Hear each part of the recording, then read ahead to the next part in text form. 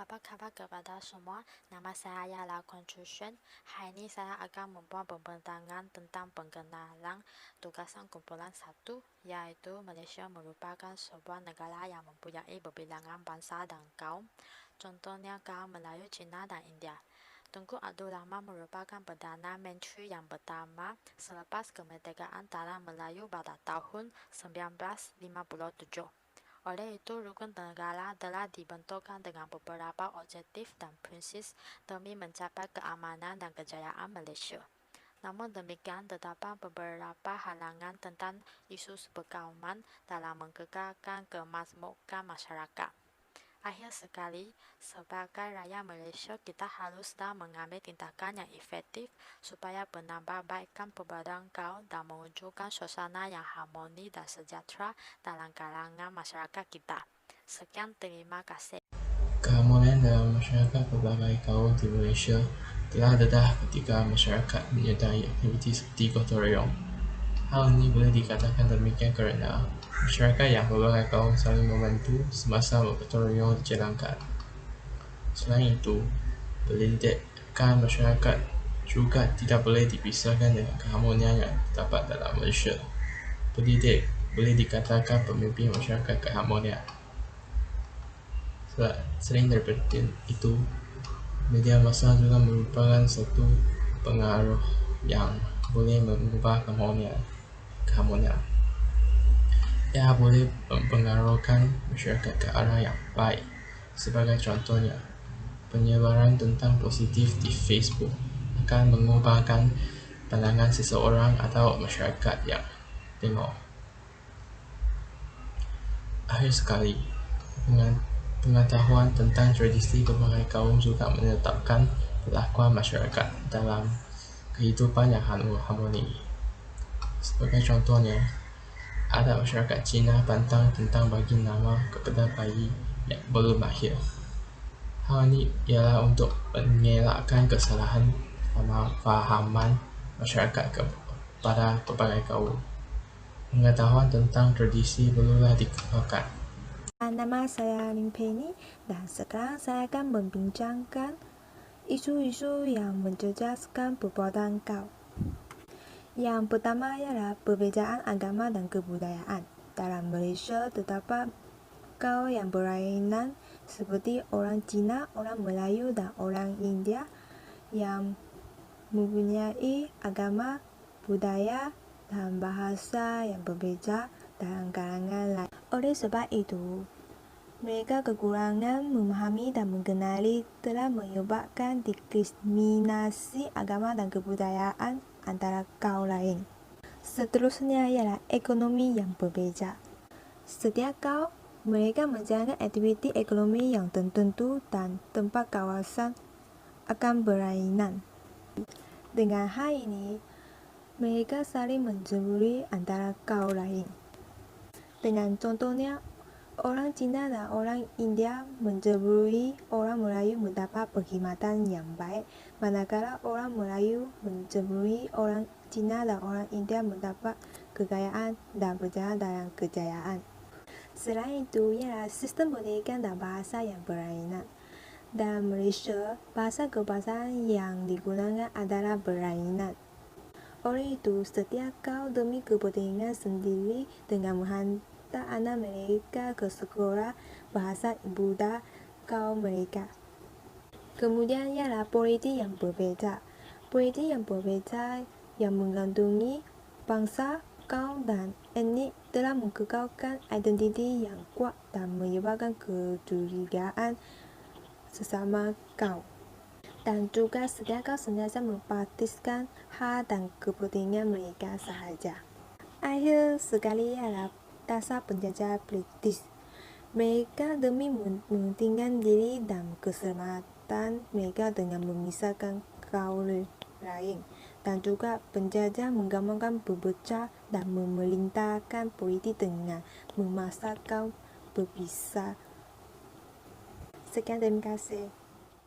Selamat petang, saya nak menyampaikan tentang cabaran dan halangan perpaduan kaum dari segi politik, iaitu perbezaan dan kefahaman parti politik. Parti politik mempunyai tujuan yang tidak sama seperti tujuan Parti Keadilan Rakyat dan tujuan Barisan Nasional. Ramai ahli politik demi mendapat sokongan, mereka memberi kebaikan kepada kaum yang berbilang banyak sahaja. Dari segi ekonomi, pekerjaan masih dibagi mengikut kaum masing-masing. Seperti dulu kaum Cina bekerja sebagai ahli perniagaan sampai sekarang. Kaum India masih bekerja di ladang-ladang. Kaum Melayu dulu bekerja sebagai petani dan nelayan.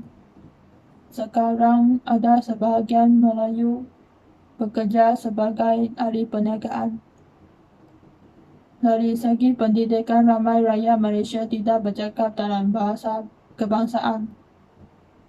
Ramai rakyat bercakap dalam bahasa sendiri seperti kaum Cina bercakap bahasa Cina, kaum Melayu bercakap bahasa Melayu, kaum India bercakap bahasa Hindi. Dari segi teknologi, ada sebahagian maklumat yang berkongsi di media sosial adalah palsu. Ramai rakyat mengikut perasaan sendiri semasa berkongsi maklumat dengan kawan mereka. Mungkin mereka juga tidak tahu tentang maklumat itu adalah palsu.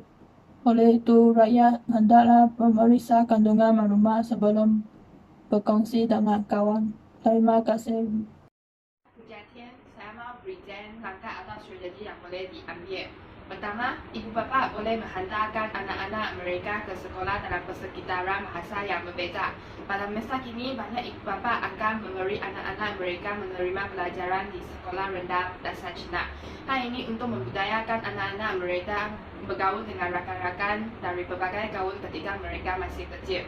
Pihak sekolah juga boleh mengadakan aktiviti seperti sukan atau sukantara kepada murid-murid untuk meningkatkan mereka bukan sahaja fokus dengan kaum sendiri dan juga membantu mereka bertemu dengan kawan dari lain bangsa. Seterusnya, mengadakan aktiviti rumah terbuka.